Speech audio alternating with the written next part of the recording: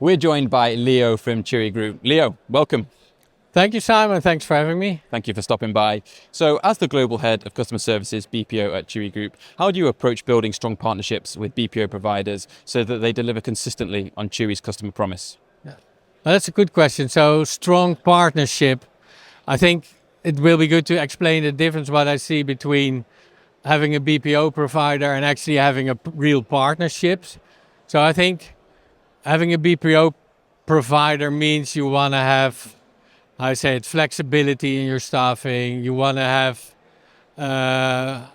lower costs, probably. Those are the main drivers. And what we as TUI need, besides a BPO partner delivering our main KPIs, like productivity, quality, sales, staffing fulfillment, what really determines a partnership, I think, is when you start talking about continuous improvement, when you start talking about joint innovations together, when you start talking about the joint values that you see between the two organizations, and when you start to have fun also, actually. So that's for me the main reasons for going into a real partnership. And if you have that and you start with innovations, that will lead to, let's say, improved KPIs, improved customer satisfaction, which is, of course, the ultimate goal. And managing diverse BPO teams across regions means navigating different challenges and cultures. How do you turn that diversity into a strength for TUI's customer service? Yeah, that's a good question. And it's actually, of course, quite a challenge to achieve that. So it means because we work on many different locations, like from Egypt to Bosnia, Bulgaria, Turkey, a lot of different locations. And of course, we have our own contact center still in the source markets, like in UK, in Germany, in the Nordics, etc.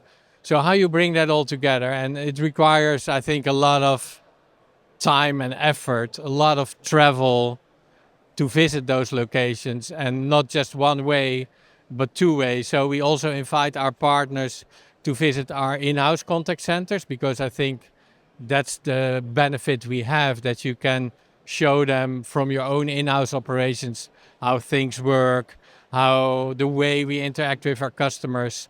And it makes it easier for our partners to start copying that behavior and those attitudes into their own centers. But as said, it requires a lot of time and effort to do that.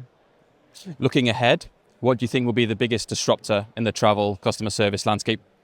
Well, yeah, I'm afraid to say it, but of course, AI is the big thing that we're talking about, and we're trying to be a little bit on the forefront with that. So, for instance, with one of our partners, Transcom, and their partner Parloa, we're doing already for almost 2 years a pilot with real-time voice translation. So I think that's quite cutting-edge innovation, where, for instance, customers in the Netherlands and in the Nordics, like in Sweden and Finland, talk to an agent in Egypt speaking only English, and the translation tool allows that communication still flows quite good. So we're trying to be in the forefront with all things AI, and just test and learn, and that's it, I think. Yep.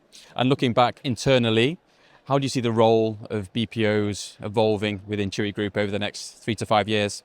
I think that role is important and strong, and will remain like that. Maybe even get a little bit stronger.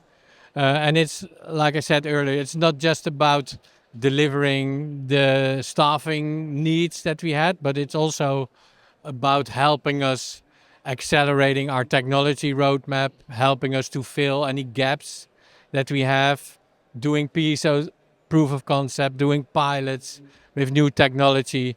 That's an important task we see for our partners as well. Yeah. And wrapping up, Leo, what advice do you have for fellow leaders who are looking to elevate customer service while working with BPO providers? Well, I would say try to really build a partnership. Don't see them just as delivering bumps on seats, as they call it. Really build a partnership. Try to get them involved in your technology developments, and really try to build a relationship, treating them as colleagues rather than as a provider. Yeah. Great advice. Leo, thank you so much. You're very welcome. It was a pleasure.